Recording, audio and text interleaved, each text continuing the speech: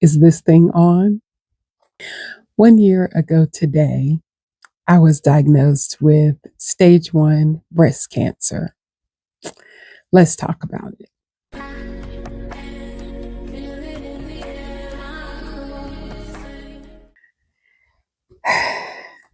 Hello, and welcome back to my channel, or welcome if you are here for the first time. My name is Natarsa Danielle, and I am a breast cancer survivor. So I have some notes here, and we're just going to have a chit chat about being diagnosed with breast cancer. At the time of diagnosis, I was 51 years old, living life, probably the healthiest that I've been in my adult life, no other health issues whatsoever. So, yeah, let's talk about it. So, how did I find out? So, in 2025, I went for just my regular annual mammogram. Went for my mammogram. They told me that they saw something abnormal and that I would need to have a ultrasound. So there was no urgency to any of this. So I had the ultrasound. It took months, well, at least a month to get that scheduled. And then it took at least a whole, like several months to get, they told me after the ultrasound that I would need to, that they were still seeing something abnormal and that I would need to have a biopsy done. Well, it literally took months to get the biopsy done. So I believe I had my mammogram was in May. My ultrasound was not until July, and the biopsy was not until August. So, after I had the biopsy, they told me, the results would be back in a couple of days. And I'll never forget, I am recording this video on on the 14th because that's when I found out a year ago. So that it was on a Wednesday night. And it came, the message came to my chart. So, of course, I went straight to Google and Chat GPT, and it was telling me everything that I didn't suspect it because I had no symptoms whatsoever. I didn't find a lump. It wasn't until it was almost surgery day for me that I even felt a lump. So I did not have the typical story of I found anything. I didn't feel any type of way or any of that. So I got, basically I got my diagnosis from Google. So I panicked, as one would.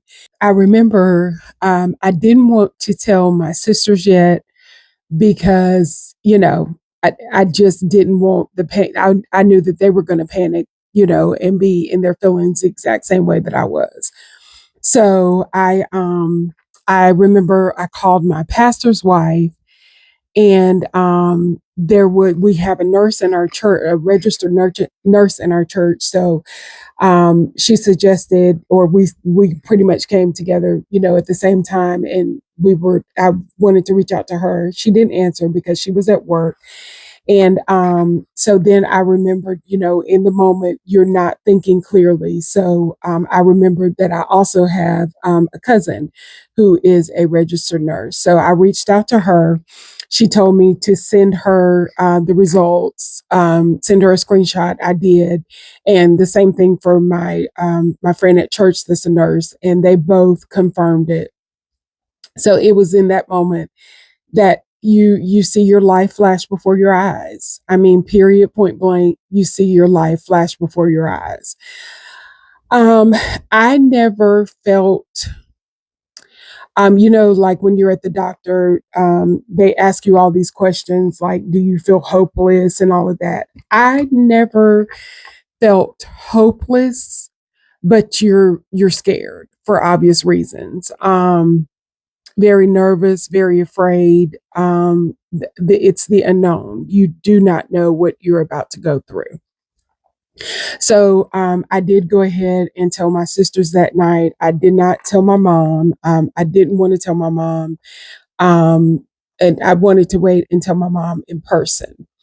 So I got through the night. Of course, you can only imagine, didn't get much rest that night. The process the next day, when, because of course the my chart says that your medical professional, your doctor, will contact you. The process, well, I personally feel, I think there's a clause, and not I think, I know that there's a clause now on my chart that you can choose if you want to receive information by my chart, or if you would like for your doctor to tell you. And that is a good practice, because a person who's not stable hearing that type of news, reading about it, that's not good. So I'm glad that they've changed that practice, because that's very much necessary. So the process the next morning was probably one of the few, probably the only time when I was dissatisfied with my care or with the hospital in general, because, like, of course, I know that they're busy. I know that they have whatever they're going through, but I should not have had to wait until like 10, 11 o'clock that morning. You can only imagine, I was calling them at 8 o'clock sharp, and I never was able to get the diagnosis confirmed until about 11, 12 o'clock that next day. So that was tough. Um, Hearing the words, "You have breast cancer," confirmed, is something that I wouldn't wish on my worst enemy. I don't want anybody to hear that, or to have to go through that the way that I did. So that was the next day. The next steps after that phone call, I had the consultation with, I don't even remember who, because obviously it was a blur, but it was at that moment that I knew and realized that from that day forward, and I will tell anybody that does have to go, don't go to not one appointment alone, not even a phone conversation if you can, because from there, it is a whirlwind. So, yeah, so I got that's when appointments start coming to your my chart. You are getting so many messages, so many appointments, so many updates that you literally cannot keep up. So I created a calendar. Of course, that night I talked to my sisters and I told them. And then, just after that, I started telling the people who were closest to me.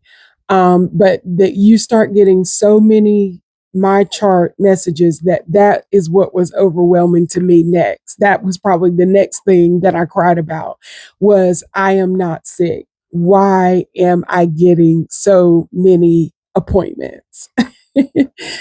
So I started going to my appointments, and my treatment plan was that I would have surgery. I chose to have a lumpectomy, which is where they remove the lump, and I had there was my lymph node under my arm. One of them was positive, so I had to have that removed.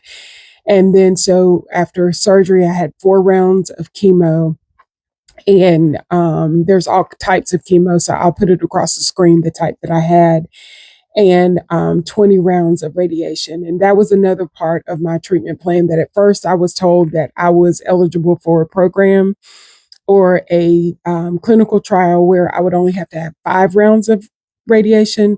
So to hear that I then had to have 20 was very disappointing, but I'm here. I made it. So I went through surgery. My family was here for me. My older sister moved in. I have had, the help of my nephew as I needed it. Friends and family were sending me things. My church, some of my church family was there, making sure I was okay. So I went through that okay. Then came chemo, and oh my goodness. So it was the chemo. My first day of chemo was rough, But it wasn't so much chemo that I had the hardest time with. Of course, what it was doing to my body, yes. But there's a shot that I would have to take 2 days after, and it was like signing up to get injected with the flu um, every 3 weeks. It was the worst ever. So it's those types of things that are the worst. Then radiation, and of course I'm telling the fast version of this story.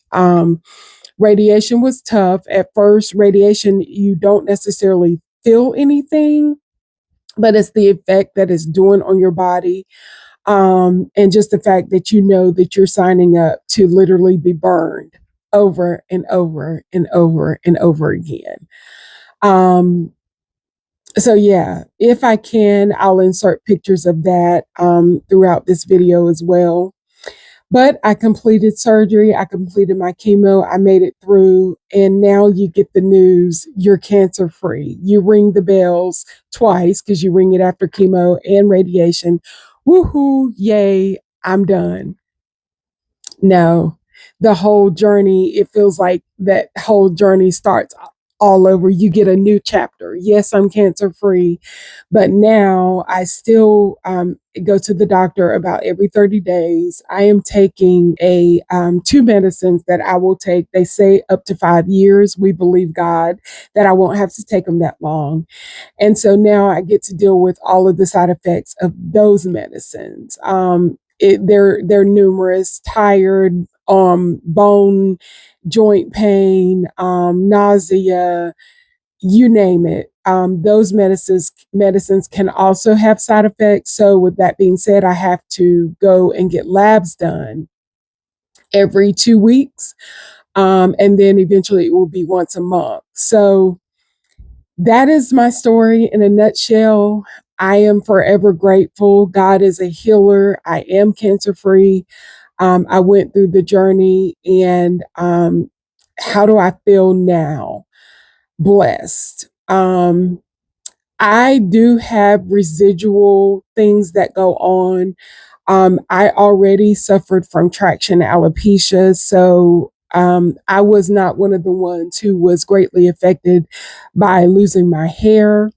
But things that I did that I was affected by was like your fingernails and your toenails turn black.